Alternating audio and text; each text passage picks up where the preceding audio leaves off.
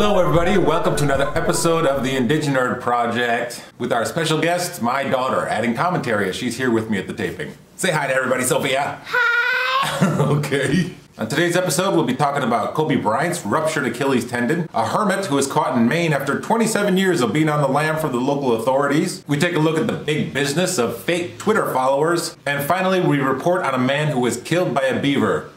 It's not what you think. Kobe Bryant very likely ruptured his Achilles tendon last night against the Golden State Warriors. So what's going on? The world's greatest athletes keep getting hurt. It's been a bad couple of days for sports here in LA. Zach Greinke of the LA Dodgers broke his collarbone in a baseball brawl. Of course, who could forget Kevin Ware snapping his leg in half? Some of you may remember Caleb Moore, who died during a snowmobile jumping accident back in January during the X Games. Suddenly, sports doctor sounds like really steady work. So it's settled. My daughter is not allowed to play sports. No sports and no boys. No sports for you.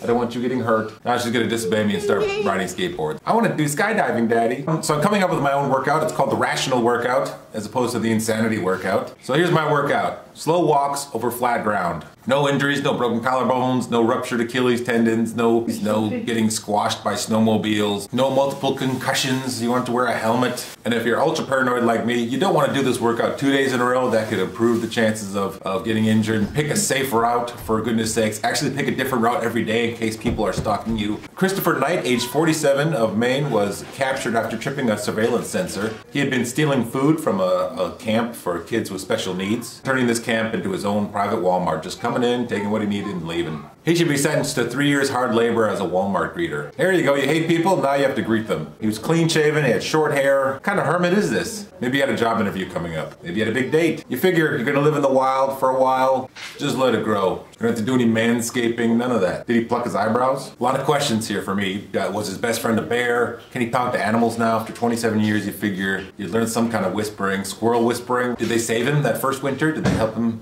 with their stash of nuts? So thank goodness this menace to society has been captured, and the local government can spend hundreds of dollars a day keeping him locked up. One suggestion, they could keep him in isolation for good behavior. And you ladies out there looking for a man without STDs, I think he'd make a great character on The Walking Dead. He's already living the post-apocalyptic life. Now we captured him just in time for him to get bird flu. That's not nice. So someone living in isolation in the backwoods of New England for a couple decades and he didn't write anything? Not a poem? Nothing? Maybe a blog. Read a little article on technorati.com about the growing industry of fake followers on Twitter. The industry is worth as much as $360 million a year. Holy crap. It's estimated that as much as 50% of the followers on brand name Twitter feeds are fake followers. It's estimated Mitt Romney paid for as many as 100,000 fake followers on his Twitter feed when he was running for president. That may have been the problem. Fake Twitter followers don't give you real votes. That's not that bad. $18 for 1,000 followers. I could spring for that. I wonder if they accept fake World of Warcraft gold. The term is called crowd turfing. Kind of an ugly term. I don't like it. I want a better one. Twitter fluffing. If you're into Twitter fluffing, hey, doesn't actually accomplish anything, but it makes you feel better, like buying a Corvette. Twitter fluffing.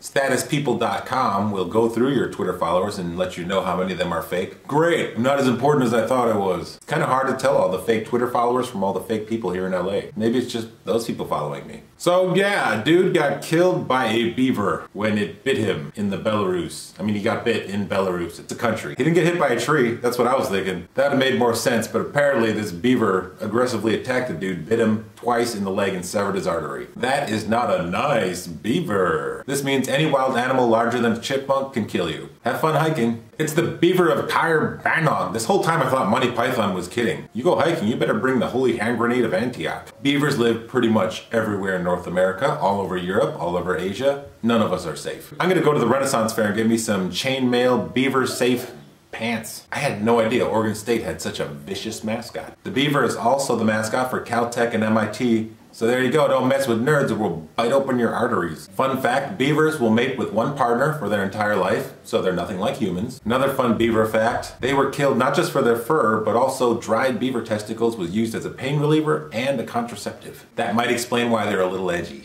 Thanks so much for tuning in. That wraps up this edition of the Indiginerd Project. Have a great morning, everybody.